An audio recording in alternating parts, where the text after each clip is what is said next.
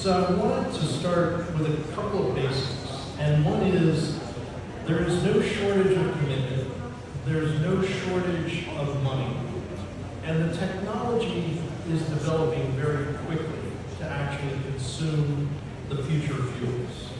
And if you look at the 81 ships that we have on order, the overwhelming majority are being fitted to use an alternative fuel for the future. Now, what will that mean? It will mean several things. One is, it's going to be expensive. So any itinerary or any deployment that takes a lot of fuel consumption is going to be more expensive to operate. And to give you an idea of how expensive, it's roughly 2 to 5 times the cost of conventional fuels. And generally speaking, fuel cost is about 20 to 30% of the operational cost that cruise ships incur, even more so in other types of ships. But it's not us alone as a cruise industry.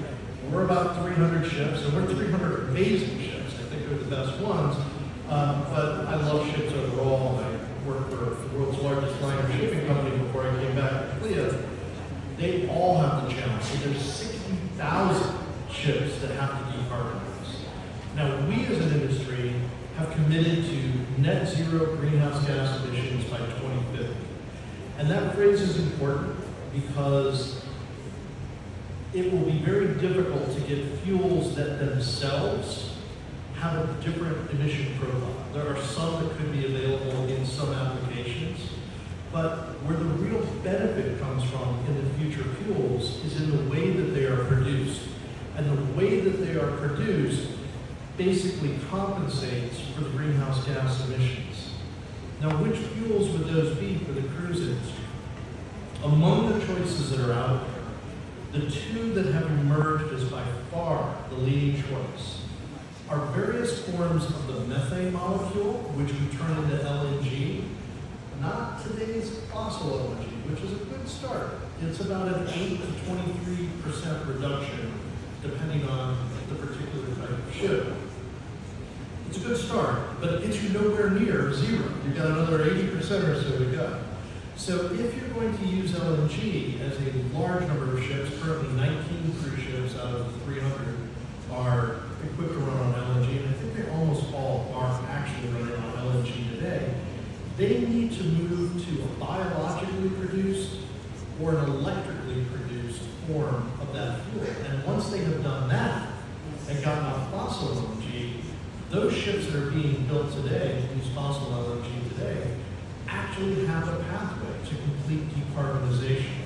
So those that criticize LNG as being terribly harmful, they really aren't looking at the full picture, and I don't think they want people to look at the full picture. Because the full picture isn't about today's LNG, it's about tomorrow's LNG.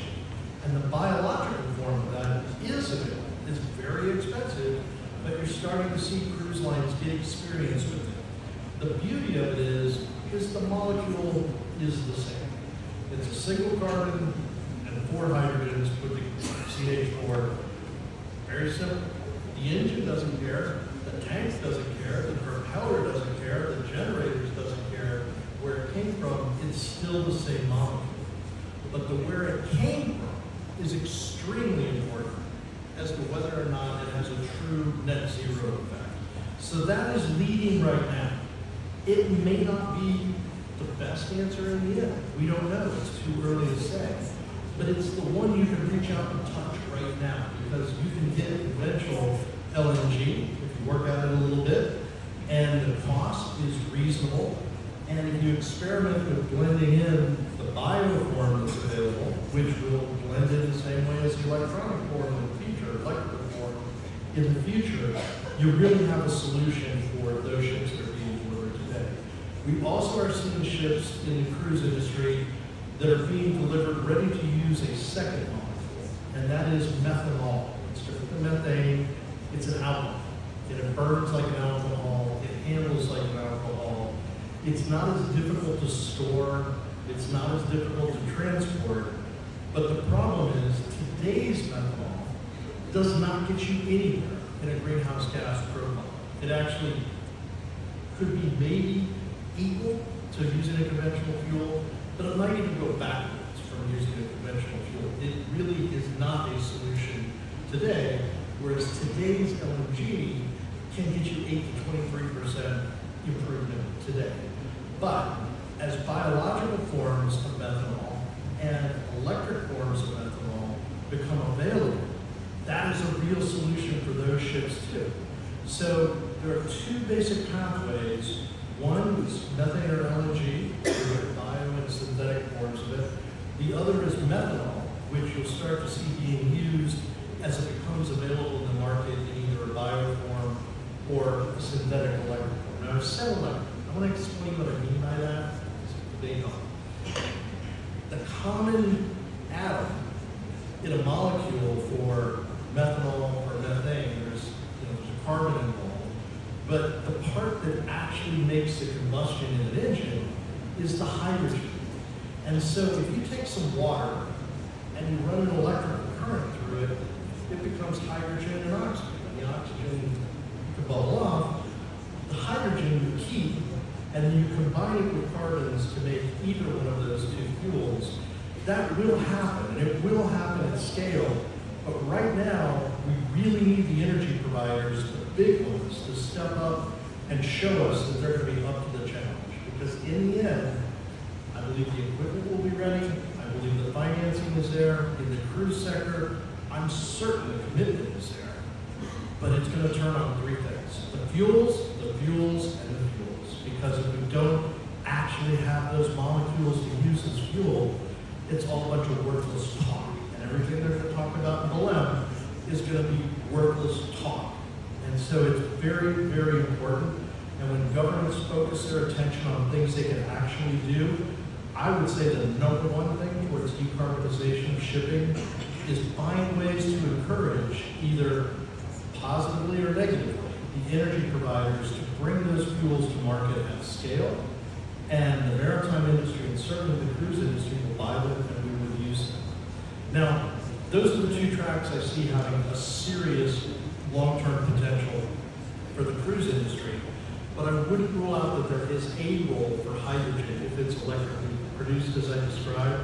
But the problem is hydrogen is not very dense. It takes an enormous amount of space. It takes refrigeration, minus 253 degrees centigrade, to store it as a liquid. And it's got some characteristics that are not great, with maybe some leakage in an engine room or through an engine.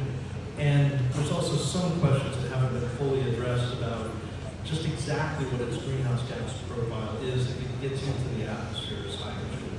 The numbers can be pretty substantial. I see from a range of like 4 to 15 times what a conventional fuel's greenhouse gas profile would be. So I think it has a future, but I don't think it's going to be a cruise ship future at big scale. It's probably going to be a supplemental power source. Maybe you use it when you do things like go around the Norwegian heritage fjords, but then when you go out to sea, you switch to another fuel. Another option for everyone else that I don't really think is going to be a great option for us, I'm not hearing anyone take it seriously, is ammonia. Ammonia has great potential as a fuel. It has some things about it that are very good, like it's fairly dense, which you look for in a fuel, because you don't want to have so much of the ship taken up by your fuel storage that you don't have room for passengers and restaurants and the things that make money.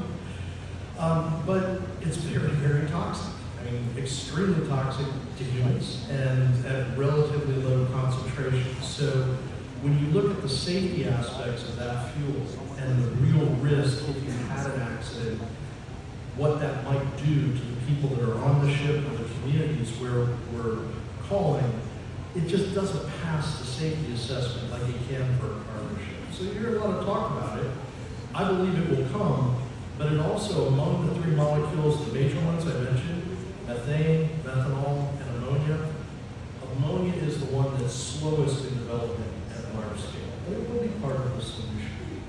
So, where do we stand today? This industry, as I said, we have committed to net zero for 2050. We committed to that before the regulators thought they would jump on the bandwagon and also think that was a good idea. We now are waiting on them to come up with a diplomatic agreement on how to turn that concept into regulations. And I hope that whatever they come up with will actually be fit for purpose and encourage actual decarbonization and incentivize those that want to be early adopters. I believe this industry will be an early adopter. It has been in other environmental technologies, and I am almost certain we will be leading the pack, certainly among the front runners in this decarbonization challenge, but the right regulatory framework is important, and right now there's a huge amount of uncertainty. There is some support from Brazil, India, China on a solution that maybe is a good compromise, but then on the other hand, you've got the United States, and Saudi Arabia, and some others that are dead set against anything happening in IMO. My concern is if we don't get, at some point, a meaningful global solution as to how to regulate greenhouse gases, we will end up with what Europe has done being reproduced all over the world. And we'll still pay for the carbon, but we won't be able to predict it well. It will be inconsistent from place to place how we're regulated, and we probably will have no protection against double taxation. So we may pay for the same carbon multiple times. So that's the consequence if IMO fails to act in some way. But I do understand those that think that a better solution than the one being proposed right now is worth waiting for. I understand why some people think that, for sure. We will be part of the process. We have been part of the process as CLIA all along. We have status at IMO. We can submit papers. We can take part in debates, mostly on technical subjects related to this, and we will continue to be constructive. But the time to watch is actually next month in October, when the deadline has been set for IMO to come to agreement on a solution that actually will help build out this concept of how to get all of shipping, not just cruise shipping, to net zero for 2050. In the meantime, what could we do? Well, it's always been a really good idea to be energy efficient, because normally energy efficiency measures pay for themselves. Because you're using less fuel, because we are making all the energy on board by consuming fuel. And fuel can be very expensive. It's a substantial part of the operating cost. So it always made sense, and I like the expression that some people use, the best fuel for actually decarbonizing is the fuel you didn't burn in the first place. Well, that's true for today's fuels, but in the future, I actually think it's even more important, because these fuels all have density problems. They take up a lot more space on the ship, and the more space you take up on the ship, as I said, the less room you have for the things that actually make a ship commercially viable. And then also they're going to be much more expensive than the fuels are today. So what we have learned to date through energy efficiency and what we are working on now will be really, really important for the future as well. I think even much more important than they are today. What are those things? So special hull coatings that self-polish and also don't harm the environment by releasing biocides. We have been using those in the cruise industry for quite a few years now. We have a lot of experience. It can make a big difference. Air lubrication systems for the right ships, where you put a little carpet of bubbles underneath the hull, it can make a really substantial difference. I mean, I'm talking 5 to 7% maybe, sometimes even more, depending on the ship, in fuel consumption. That's huge if you think about the life cycle of a ship, or maybe just 1 year's worth of fuel consumption. That's why I say these things typically pay for themselves. We also have generally replaced conventional lighting with LED lighting on the ships, which makes a very big difference. And I think one of the last great frontiers for energy efficiency sounds boring, but it's really important, is the heating, ventilation, and air conditioning systems. They are an enormous electrical consumer on a large cruise ship.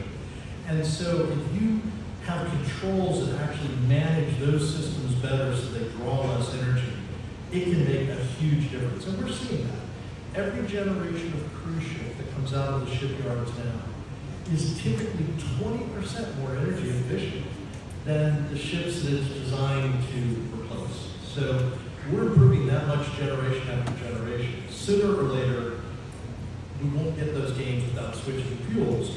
But for now, we are still able to make the ships better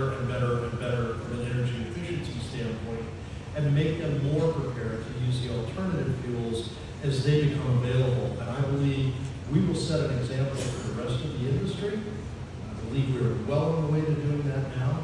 I do believe as long as the energy providers can be incentivized, either commercially or by governments, to deliver the fuels, we will all get there together, and the cruise industry will be leaders among those in doing that, because we are consumer facing, we are more visible than the rest of shipping, but we also are very, very committed to doing this. You heard one of my colleagues this morning talk with great pride about their sustainability report. I think he said their 15th sustainability report.